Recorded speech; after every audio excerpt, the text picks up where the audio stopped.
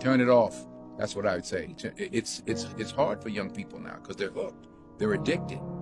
If you don't think you're addicted, and I'm talking about anyone, from the highest to the lowest, if you don't think you're addicted, then see if you can turn it off for a week. It got quiet in here, didn't it? Didn't it get real quiet? The phone addiction is so insidious because everyone has one. If there was a virus that made you stare at your hand and walk across the street, walk right into traffic, you were like, oh my God, that virus is going to get people killed. This virus is turning people into desensitized versions of what they used to be. This virus is like disconnecting. Thank you for tuning into Retrospective Interrupted. If you care about real conversations, uncomfortable truths, and thinking on a higher level, go ahead and like, comment, and subscribe so we can get this message out. We don't all have to agree here, but we are going to be respectful, thoughtful, and honest. I want you to share your opinions in the comments, even if you disagree, because this conversation needs to be had. Thank you to everyone who's been showing love, commenting, and subscribing so far. I truly appreciate it. We're trying to elevate our thinking on this channel, and that starts with actually talking about what's happening. Now, let's get into it. We're dancing all night, dancing all night. Turn it off. That's what I would say. It's hard for young people now because they're hooked. They're addicted. If you don't think you're addicted, and I'm talking about anyone, from the highest to the lowest, if you don't think you're addicted, then see if you can turn it off for a week. It got quiet in here, didn't it? Didn't it get real quiet? It's a tool, so we should use it. God has blessed us with free will. Now it's free will magnified, free will on steroids. You're free to go in any direction you want. It will allow you, and it's not the enemy. It's just it's just a reflection of our own free will. And we all want to be liked. But now we want to be liked by 16 million.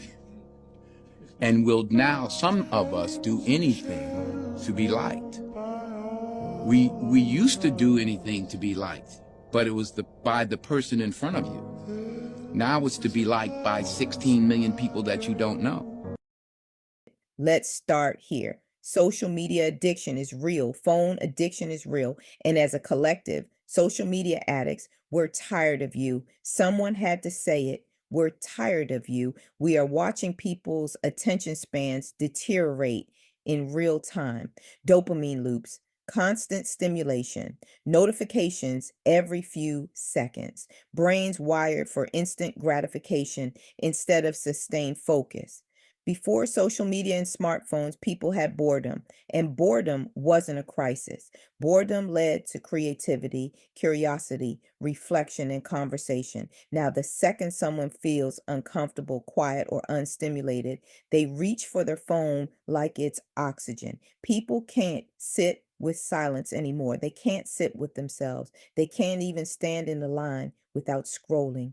And we wonder why anxiety is through the roof, why people are overstimulated, emotionally reactive, and mentally exhausted. Your brain was not designed to process thousands of opinions, images, and comparisons a day. It's not evolution, it's overload. If you can't put your phone down for 10 minutes without feeling irritated, restless, or lost, that's not being connected.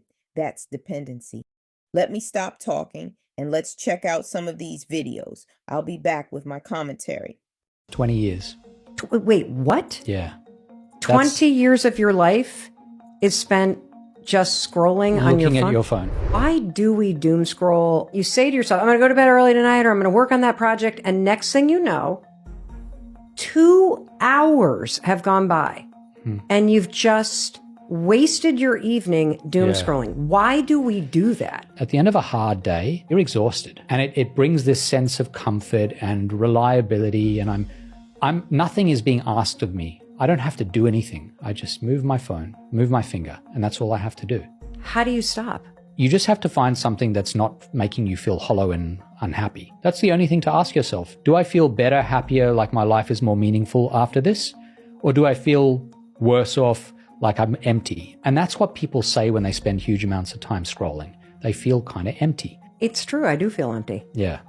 And it then makes you feel stupid for wasting that much time. And Dopamine stacking. Most people don't realize how much they overload their brain's reward system. Some people may think smashing pre-workout, pumping loud music, and doing some hard exercise is amazing for you. And while it may be good for your workout and body, this is called dopamine stacking, where you stack multiple dopamine-releasing activities on top of each other. While it may help during the exact task, afterwards you will have a dip in your dopamine baseline. Not only that, if you ever try to work out without the music and pre-workout, you will be much less inclined to actually do the hard work, because your brain won't have that extra dopamine released. Now this can be a good thing. You can stack a task that releases dopamine at the same time you start a hard task you don't want to do, tricking your brain into releasing dopamine and making you motivated to do work you might not have previously wanted to do. Dopamine stacking can get dangerous when people do things like watch TV, scroll on their phone, and eat junk food all at the same time, then wonder why they can't focus on a less stimulating task. If that's you, avoid it if you want any chance at actually being able to do hard work. You're addicted to cheap dopamine and it's killing your motivation. Welcome back to Anti-Brain Rot, the series where I break down psychological and philosophical facts so you can be hot and educated instead of having your brain fried. Dopamine is the chemical in your brain that makes you seek rewards, but here's the thing. It doesn't give you motivation, it gives you cravings. Scrolling, binge watching, checking your notifications, each of these things gives you dopamine hits without actual effort, and that's what we call cheap dopamine. And why is that a problem? Over time, your brain will get so used to these instant hits of pleasure with zero effort that it will stop caring about actual hard stuff. And that's why things like reading, working out, or learning something can feel like too much for you, and it's hard for you to focus. Because your brain is fried. So, maybe today, do one thing that gives you a delayed reward. Go for a walk, write something, or clean your space. It will feel uncomfortable at first, maybe very slow, because you don't get these instant hits of pleasure. But keep doing it to get used to it again. I will see you in the next episode. I love you so much. Bye! This is your brain after 20 years of scrolling, based on neuroscience. Your MRI study as a chronic phone user will show reduced grey matter in areas of attention and impulse control. Your brain's reward circuitry dulls over time, meaning you need stronger stimuli to stimulate you every single given time. And the result is that you are no longer bored, you're just desensitized. Meanwhile, the constant stream of micro stresses such as notifications, unfinished tasks, comparisons continuously flood your body with spikes of cortisol. And you psychologically train yourself to fill every second of silence with some burst of dopamine. Saddest part, you've trained your brain to say that this constant stimulation is just a natural state of being. If you want to get unstuck, follow me for more content. Let's get unstuck together. Here's what your brain is going to look like in the next 8 years if you continue to doom scroll, neuroscience edition. Number 1 is your brain's chemistry is going to be imbalanced. Every time you scroll, your brain releases a small amount of dopamine. And over time, to adapt to these constant dopamine spikes, your brain needs to lower its baseline dopamine levels. This means normal activities such as going to the gym, reading a book, or even going on a walk now seem boring to you because there's not enough dopamine in the activity. Number 2 is you're going to become a chimpanzee. Not literally, but let me explain. Because of the constant scrolling, your prefrontal cortex, which is basically the control center of your brain, weakens over time. That's because instead of being used for long-term focus or self-control, your brain is busy scrolling and chasing instant dopamine. This makes you harder to pause or resist impulses, and you react automatically instead of thinking intentionally, acting like a chimpanzee. Number 3 is your attention span will shorten. When you scroll on your phone, you're training your brain to expect high dopamine, fast-paced content. This makes it harder for your brain to focus and follow through on tasks. We're literally seeing this one in real time where people can't even stick around and wait till the end of a 1-minute video. Number 4, your learning and memory will decline. The hippocampus is a part of your brain that helps form, store, and organize your memories. With constant scrolling, this part of your brain is put under strain. You'll end up learning slower, remembering less, and process large amounts of information poorly. And finally, number 5, you will lose all creativity. Your default mode network, which is essential for imagination, reflection, and idea generation, will weaken. With the default mode network underactive and attention fragmented, your brain will focus on reacting to content rather than creating new ideas. Follow me for more neuroscience and productivity-based content so that you can take back control of your life. All of man's problems arise because he cannot sit by himself in a room for 30 minutes alone. And when the iPhone came along, boredom was dead. And I thought it was great. And when I was a kid, I used to try and overclock my brain, be like, how many thoughts can I think at once? The answer is only one, but I would try to think multiple thoughts at once. And I was proud of that. I was proud that my brain was always running. This engine was always moving. And it's a disease. It's actually the road to misery. And now that I'm older, I realize you actually want to, again, rest your mind. You want to learn how to settle into your mind. And now I look forward to solitary confinement. You leave me alone for a day, it'll be like the happiest day I've had in a while. And that is a superpower that I think everybody can attain. We're at the point now with these younger kids where they can't even read a page in a book. Their attention span is that fucking bad. We know people, we have best friends that literally we can't hang out with them because they're just on their phone. Bro, that's such a terrible position to be in. It's hell. It's a cell phone. Like you said, everyone is trapped, bro. We're literally in a position where I guarantee if I were to take the phone away from kids when they have 12, 16, 18, 20 hour screen time days, they would go insane. They've done irreversible damage. Did you know too much screen time can cause autism-like symptoms in toddlers? Yes, even if they aren't actually autistic. They call me Dr. Mariam, but I'm here to help you move mentally. This is called virtual autism, a term used when children, especially under 3, start showing signs like not speaking as expected, no eye contact, ignoring when their name is called, repeating movements like rocking or hand flapping, struggling to play or connect with others. These children often spend too much time on screens and not enough time with people. Their brain misses out on face-to-face bonding, touch, and real-world play, the things that actually build social and language skills. The hopeful part, in many cases when parents reduce screen time and bring back real interaction, these symptoms start to fade. According to WHO guidelines, children under 2 years of age should not be given any kind of screen time except video calls. Between ages of 2 and 5 years, maximum of 1 hour per day and only with an adult watching with them. Your child needs you more than the screen. Share this with someone raising little ones. Your phone is always out. You're uncomfortable, so you scroll. Sit in that discomfort. If you're out in public, talk to the person next to you. People used to talk to strangers. Now you speak to someone and they look at you like you violated them. Even kids can't maintain eye contact anymore. They're raised on screens, not connection. What happened to human connection? If we don't fix this, society is going to be isolated, overstimulated, lonely, and disconnected, together but alone. And here's another uncomfortable truth. People who don't have social media, they're viewed like they're broken. People don't believe you if you say you're happy or successful without posting it. Because if it's not online, it didn't happen, right? No, that's insecurity talking. Today, scrolling is the new smoking. And it's quite disappointing, by the way. The only thing you think about is to scroll. Than even think about how you can actually do something else different than scroll. Ukisikia uko heartbroken, you scroll. Ukisikia umeboeka, you scroll. When you're free, you scroll. That is why you're finding mutu every single minute. People are scrolling. Now, here's my recommendation. Try and limit the amount of time that you spend on your smartphone. Siku hizi hata even you don't need to struggle so much. You just need to hijack people's attention. And that is why you're realizing so many people are not productive. Why? Because we spend so much of our time scrolling content on TikTok. Yes, it's good to scroll, but at least scroll valuable content, but not so much. Ebu go and check the amount of time that you spend on TikTok. Mutu unakuta amespend 6 hours in a whole day you've spent on TikTok. Or even look at the weekly reports on TikTok. If you spend over 1 hour on TikTok in a day, it's very, very questionable. Yeah? Instead, why don't you think about consuming content like podcasts?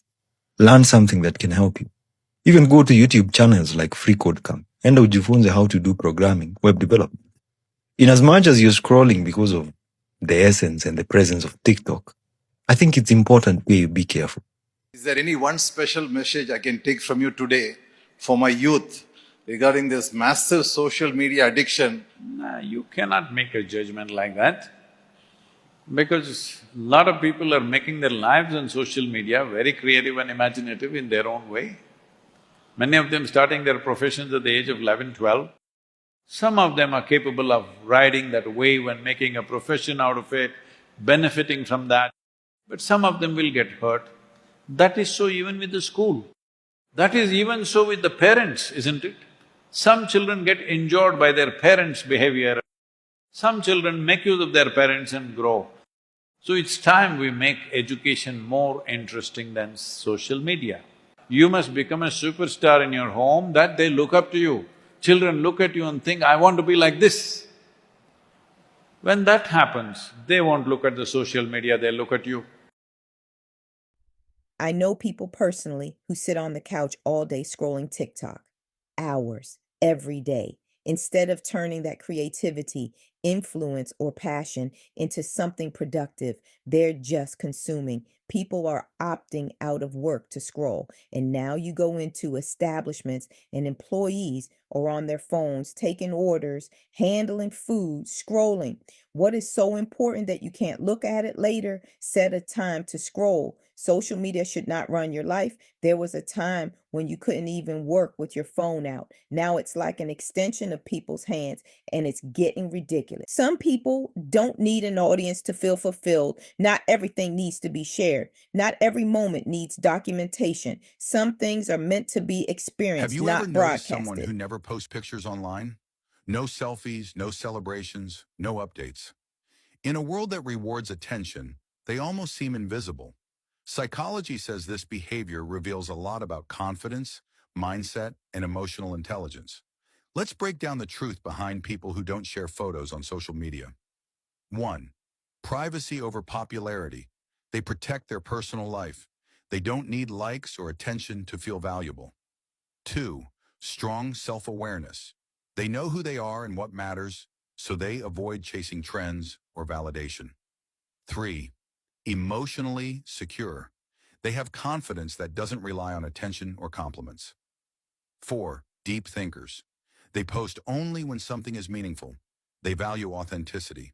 5. They see through the social media illusion. They avoid comparison stress. Real peace matters more than digital approval. They don't need to be seen to feel seen. That's real confidence. Follow for more psychology break. Hey, bro, you see that one TikTok? Oh, I don't even have TikTok.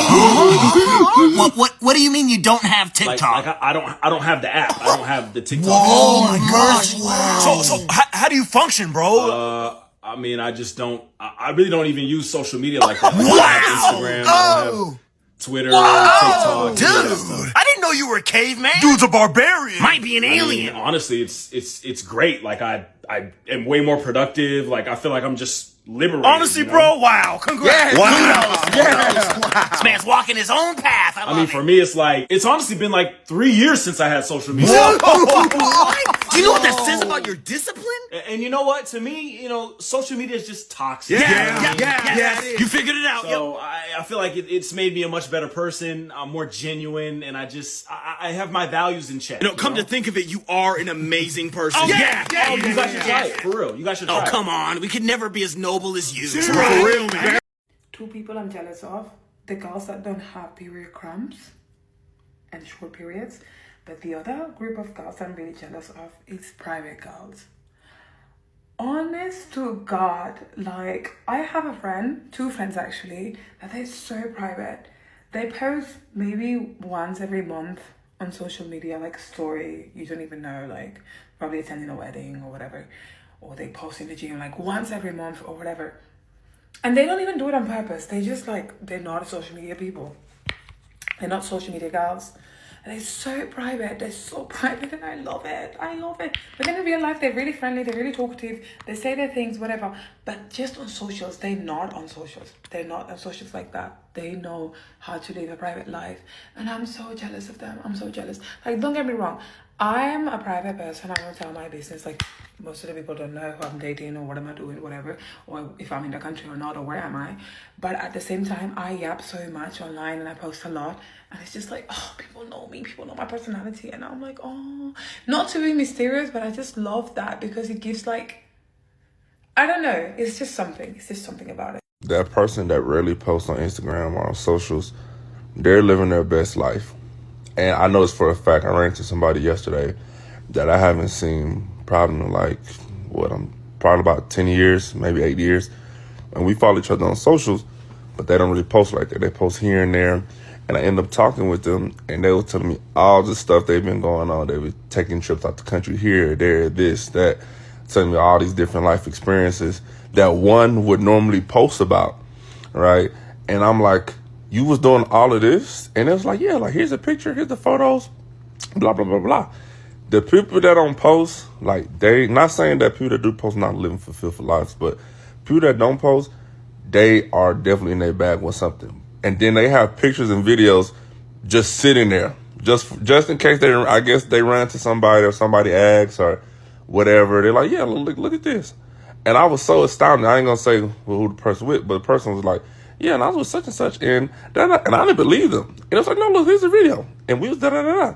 I'm like, what? Like that, and that's something people would normally post about, you know? I decided to delete my Instagram because I just felt like I was so addicted to this kind of false version of my life that it was just taking over.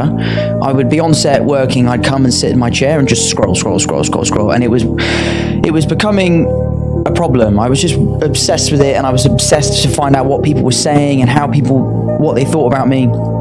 So I decided to make an announcement, which unfortunately we have to do, and say that I'm taking a break from social media. And I try to position myself and say, like, I'm taking a break from social media because I feel like my mental health will benefit from it. Now let's talk about relationships, because social media has absolutely destroyed how people connect. What do you think today the greatest fox in the vineyard is for marriage? It's your phone. It's your phone. Because your phone just demands to be the center of your life. The average person touches their phone a lot more than their spouse. The average person looks at their phone a lot more than their spouse. The average person listens to their phone a lot more than their spouse. The average person talks to their phone a lot more than their spouse. And if you don't manage the technology, what I'm telling you is this: it's just a fox that gnaws away at the vine of the relationship. Like, how come you never listen? How come we never talk? Why are you always distracted? When we sit on the couch, why are your hands on the phone rather than with me? Practice the art of turning your phone off or destroying it. I'm just telling you, if you don't have your phone, all of a sudden you'll stop looking down at your phone, you start looking up at your spouse. All of a sudden your hands are free, you're like, hey, nice to see you. All of a sudden you're not being interrupted, you can listen. All of a sudden you're not distracted, you could talk. I think if you just literally put your phone away, you'd probably do a great service to your relationship. The phone addiction is so insidious because everyone has one. If there was a virus that made you stare at your hand and walk across the street, walk right into traffic, you were like, oh my God, that virus is going to get people killed. This virus is turning people into desensitized versions of what they used to be. This virus is like disconnecting. We're not talking to each other on a bus or a subway or on the street. Everybody's looking at their fucking phone. Oftentimes when people are at dinner together, they're not. I've seen so many couples at dinner. We've all seen it. They're not even talking to each other. They're just staring at their phones while they're alive across the table from each other on a Friday night with a glass of wine. They still can't stop looking at that stupid box.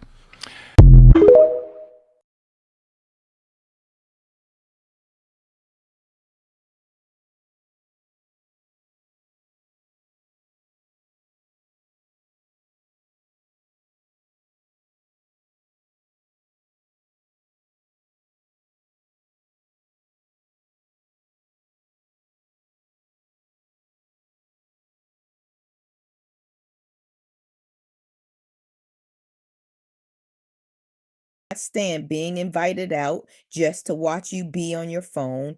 I didn't come to look at TikToks. I didn't come to take pictures for your feed. I didn't come to watch you hover your dirty phone over my plate so strangers can see what we're eating. If you're on your phone the whole time, I will get up and walk away because clearly whoever you're waiting on matters more than me. Something that I love that men do is when they never post on Instagram and then all of a sudden they just post a story. And the story is always like the most random thing. Like maybe it's just like a picture of like, I don't know, like a bridge, or it's just like a picture of a coffee and that's it. And they haven't posted in like 3 years, but they just post that one story. Like I'm like what? Where's the trend? You know, where does it come from? It's so cute.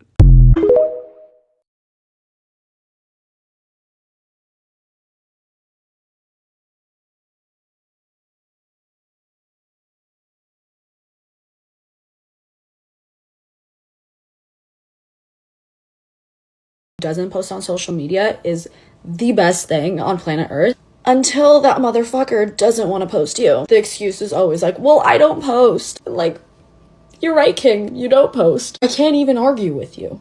But it doesn't mean I don't want you to post me. Like, I think they don't understand like why us women want our men to post us. Yes, it's cute, whatever, but it's also the number one signal to other women that this guy is taken. Like, you post that you're taken, most girls are going to back off. It's not the same case when it comes to women though. If I post that I have a man, it's not stopping any other man from coming. In fact, it almost makes them try harder. But with men, posting their girlfriend actually does ward off other women. If you're one of those motherfuckers that doesn't post anything, thank you, stay that way as a man. But also just post your girl once in a while, put her on your story. Post a main feed once, just once. Even if that's your only post, she will appreciate it more than you know. You and I were talking about social media, about just not having Instagram on your phone and not dealing, and you feel better. But one of the issues with social media that's been pointed out by many people is that I think maybe particularly Instagram, people look like they have a much better life than they really do. Right. So by design. Yeah, people are posting pictures of when they're really happy. They're modifying those pictures to be better looking. Even if they're not modifying the pictures, they're at least selecting the pictures for the best lighting, the best angle. So people basically seem they're way better looking than they basically really are. Right. And they're way happier seeming than they really are. So if you look at everyone on Instagram, you might think, man, there are all these happy, beautiful people, and I'm not that good looking and I'm not happy, so I must suck. When in fact, those people you think are super happy, actually not that happy. Some of them are really depressed. They're very sad. Some of the happiest seeming people, actually some of the saddest people in reality. Let's talk about these new social media found relationships, because people keep acting confused when they don't work. You meet online, bond over aesthetics, filters, playlists, and mutual thirst traps, and then wonder why it falls apart in real life. There's no substance, nothing to talk about, no shared experiences, no depth, no real world chemistry, just vibes and visuals. When the phones are down, the room is quiet, and that silence tells on everything. You can't build intimacy on captions and comments. Eventually, you have to talk. And when all you shared is curated content, there's nothing left to connect over. People confuse exposure with familiarity. Just because you've seen someone online every day doesn't mean you know them. And that's why these relationships collapse under the weight of real life. There's no foundation, just presentation. A lot of these relationships don't fail because of incompatibility. They fail because nobody knows how to be present. Everything is superficial. How you look, how you post, how you're perceived. Nobody's asking real questions. Nobody's listening. Nobody's learning each other. When the conversation can't survive without a phone on the table, that's not chemistry. That's distraction. You can't build something meaningful with someone who's always halfway somewhere else. We wonder why communication is lacking, why trust is shaky, why people are always looking over the fence thinking the grass is greener. It's because social media convinces people there's always something better one scroll away. A better body, a better partner, a better life, a better option. So nobody nurtures what they have anymore. They just compare it. And let's talk about this ridiculous argument that keeps circulating. If your partner doesn't post you, they're cheating. No, if you're in a real relationship, the people who matter should see you in real life, not through a curated photo for millions of strangers who don't know you. Posting is not commitment, presence is. Now, yes, some people do use social media to keep a roster. Let's call it what it is. Some people are harboring potential partners like animals on a farm, collecting attention, fishing for validation, staying half available. And if you're already dating someone like that, a post isn't going to fix it. You don't need a picture. You need to leave. People are breaking up real relationships to chase filtered fantasies. They see someone online and think that's the life I want, forgetting that filters exist, angles exist, and most of these people don't even look like that in real life. Meanwhile, couples at home can't stand each other, but online, they look perfect. A new study that claims that happy couples are less likely to post their partner on social media. The results found that those who share 3 or more couple selfies per week are allegedly 128% unhappier. The study suggests that, quote, trust issues could be causing these unhappy couples to post more often on social media. They're posting around all the time. Somebody is fucking around. It's to prove a point. Somebody found out. I never post my relationship on Instagram. Why not? Because I just think that I feel like anything that is sacred that I love and that I cherish, I keep it off the internet because a lot of people have stuff to say about, you know, your relationship and all that type of stuff. So, and I don't like that. The internet will never see the shit my husband does for me, the flowers he buys for me, the anniversary gifts he gets me. None of it. Why? Because I'm not in a dysfunctional relationship or marriage. I don't have shit to prove. The people posting the most shit about their relationships and marriages online are basically on the brink of divorce or breaking up. Yeah, y'all can miss me with that. How are some of you in your mid-30s and you still haven't figured out yet that happy couples who enjoy each other's company, and they don't post about each other on social media anymore? They don't do it anymore, or they never did in the first place. See, when you're actually happy, you don't have anything to prove. You're not trying to prove anything to anyone. You're just enjoying your time with that person. I made videos about this before, and I get comments like, well, I'm just trying to show her off, man. It's like, show her off to who? Like, who out there, whose opinion do you care about? Other than hers, other than your own opinion and the opinion of the person you're with, like, they don't matter. It doesn't matter what anyone else thinks. If you're truly happy, you could not care less. All of you wishing happy anniversary and happy birthday to your significant other, like, you could just go to the other room where they are in the house. You could say it to them in person. You could give them a gift in real life. You don't have to also do it on the internet. I'm fully convinced at this point that if you are regularly posting about your significant other, even semi-regularly, you are coping. I don't know what you're coping about, but you're coping. And let me tell you something. If your boyfriend is posting you too much, just know me, he has done something. You see, 1 week, oh, this is the love of my life. I just know there's something he's managing something. The happiest people rarely post. They're too busy being happy. Are you hearing me? Just because it's not on social media doesn't mean it's not happening. I've been in offices seated like this with presidents, not even a picture. But you, wimpy, you want to know, the whole world must know. Soft life. What soft life are you talking about? I'm not saying don't celebrate wins. I'm saying don't do things to get attention. And some of you are blocking your own blessings. Your destiny helper is typing in your comments, sir, I wish to be like you one day. Your destiny helper. Destiny helper is telling you, you inspire me, sir. You are inspiring your destiny helper. The person that is supposed to help you because of fake life. I told you one time how one of my, one of my, people in the team, I was planning, you know what, I'm going to do this for this person, I'm going to buy a car for this person, and blah, blah, blah, blah. So I'm planning, I'm like, yeah, let me do this. In the middle of planning, I'm on Facebook, and the person's like, I don't need anyone in my life. I said, Me, I don't take anything from anyone. I don't care. I don't need anyone in my life. I said, hey, you don't need anyone. Okay, it's okay. How many of you have lost your blessings because of talking too much? Align yourself with what God is doing in this season. Stop comparing your real life to someone else's highlight reel.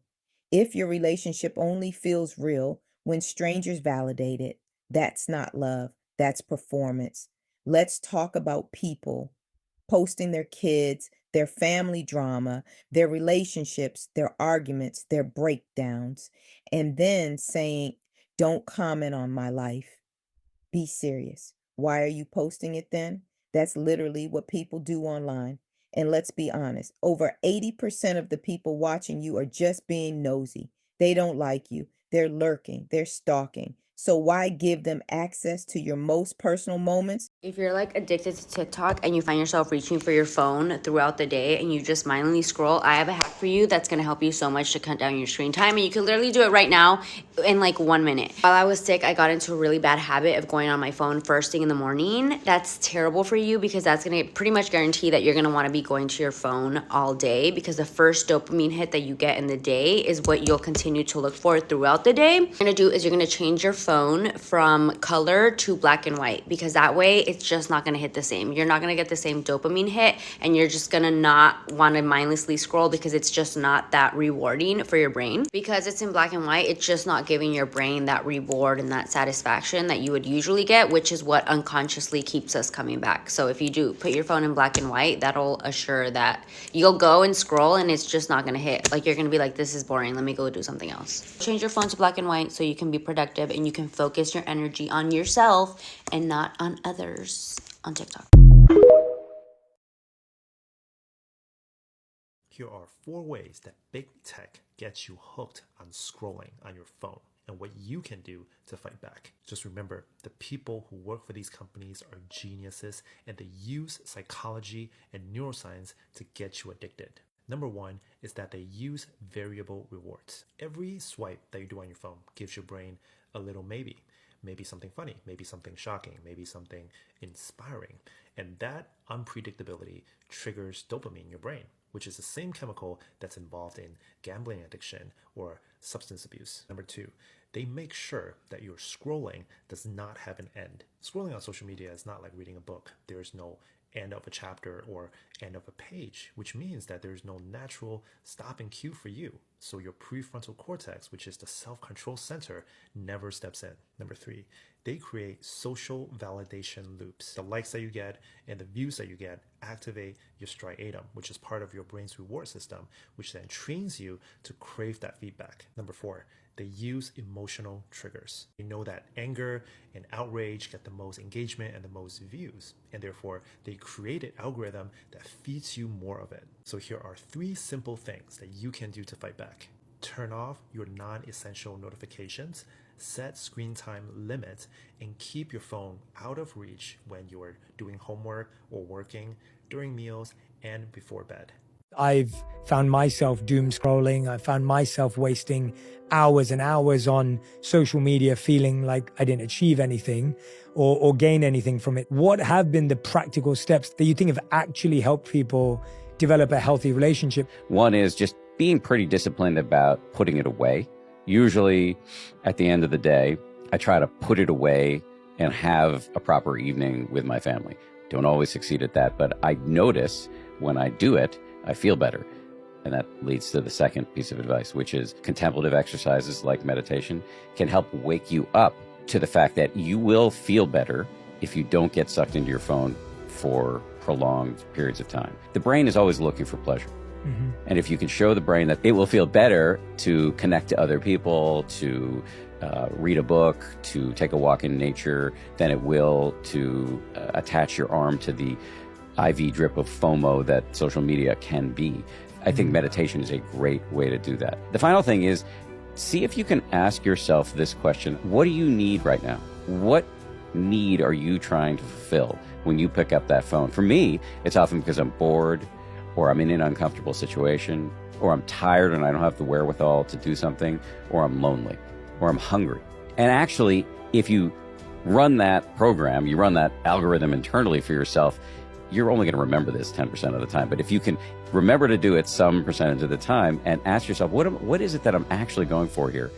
You might realize, actually, the phone is not what I need right now. And for me, I found that really helpful. If when you're talking to your partner, they're endlessly on their cell phone, and sort of what you're seeing is this, I think you have to have an agreement. First of all, you can say, hey, I need you to listen with your ears and your eyes. So if I'm talking to someone and they are looking down at their phone, I will say patiently, hey, I can wait. If that's important and you need to do that now. But I love the idea of, in a couple, if we're looking to create long-lasting love, is having some tech rules, right? So if nobody's talking about anything important while someone else has their face in a phone, because it's rude, but also nobody can multitask. You're not multitasking. You're not listening. You're too into your Instagram feed. So for the love, we want to put our phones down and give each other our full attention. So sometimes if we're having a conversation with someone and they're on their phone, there might be a reason. So let's not make an assumption that they're just bored. If you're the person who's on your phone, give the person you're talking to a heads up, because they can't read your mind. And if maybe it's an important email, or someone's in the hospital, or someone's unwell and you need to handle it, but say that. Use your words to say, hey, babe, can you wait a minute? I actually have to handle this. And when I'm done, I'll be all ears and eyes for what you have to say. If you're addicted to your phone, here's what you can do to make yourself less addicted using neuroscience. Step 1 is to make your phone visually boring. This is because color is a dopamine trigger, and bright reds and blues can activate brain areas that are tied to attention and reward. So if you switch your phone to grayscale, you'll notice your feed suddenly will feel very dull. And that's because your visual cortex stopped getting those tiny dopamine hits that keep you hooked. Step 2 is to add friction. This is because your brain loves easy rewards. And if you make it harder to access them, like logging out of social apps or move them off of your home screen or use a 1-second delay app, those tiny pauses give your prefrontal cortex time to override that habit loop. Step 3 is to replace your habit of being on your phone all the time. A lot of times when we reach for our phones and go on social media, it's usually out of boredom or stress. So if you replace that action with something that regulates your nervous system instead, like deep breathing or stretching or going for a quick walk, that shift will teach your brain to find calmness and not stimulation. The ultimate goal isn't to never use your phone. It's to retrain your brain to feel good without needing constant dopamine hits. You don't really want to be like leaving residue on your brain when you're trying to go to sleep. We get comfortable with a certain level of interruption. Yeah. At a certain cadence. And even if we remove the thing that's interrupting us, we'll just replace it with something else that interrupts us that amount at that cadence. Yes, you can see in studies where people are taking cognitive tests, if they have their phone visible, even if it's off, the people who are more phone dependent or sort of more used to interruptions, they'll have a bigger impairment on the test if the phone is even like visible or around them. And so it's, what thing did I forget to do? And I think something that can help with this is keep a pad nearby. And when that thing pops into your head of what you forgot to do or who you forgot to respond to, write it down. So at least maybe that helps it not stick in your mind where you're trying to hold it in working memory, like cognitively outsource it. So at least it's not sitting in there. And I think that can help the adjustment. I think our phones are really useful for certain things, and I think they are disruptive for other things. And I wonder if sleep is one of the most important, because you don't really want to be like leaving residue on your brain when you're trying to go to sleep. So I would put the phone as far away as possible when you're really trying to sleep, and not at the last minute either, personally. What do you do? Well, I leave it in a different floor and airplane mode.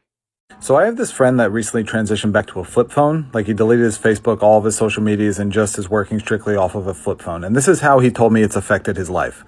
A, it's better. I don't know, it's better. I don't know how else to put it.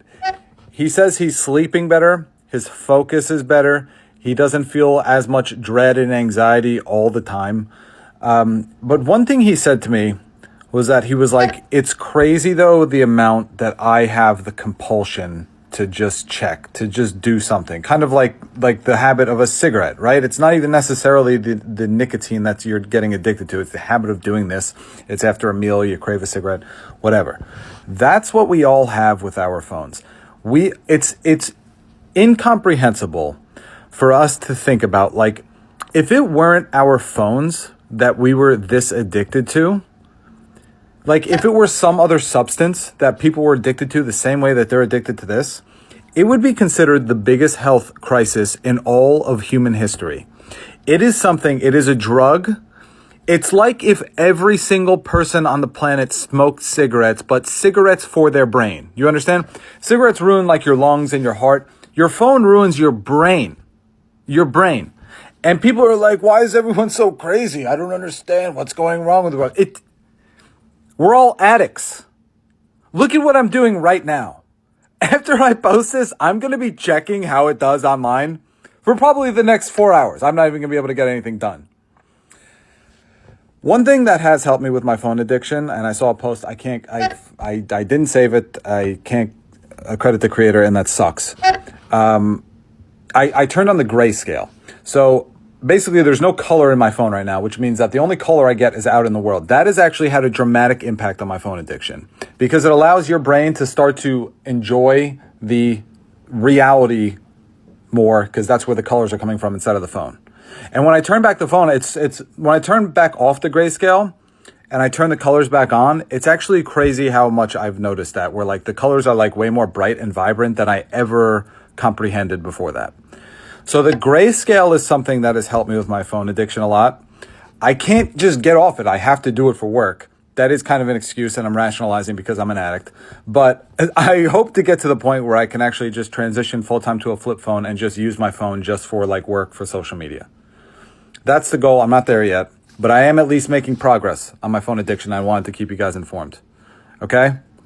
So I highly recommend the grayscale. And yeah, please follow me. I need the dopamine. And that's what social media addiction does. It splits attention, so nothing ever gets your full presence. Science has been very clear about this. Studies show that excessive social media use rewires attention, shortens focus, reduces impulse control, and weakens the brain's ability to read social cues. Constant dopamine hits from likes, notifications, and scrolling train the brain to crave stimulation instead of connection. Over time, this affects empathy, patience, and emotional regulation.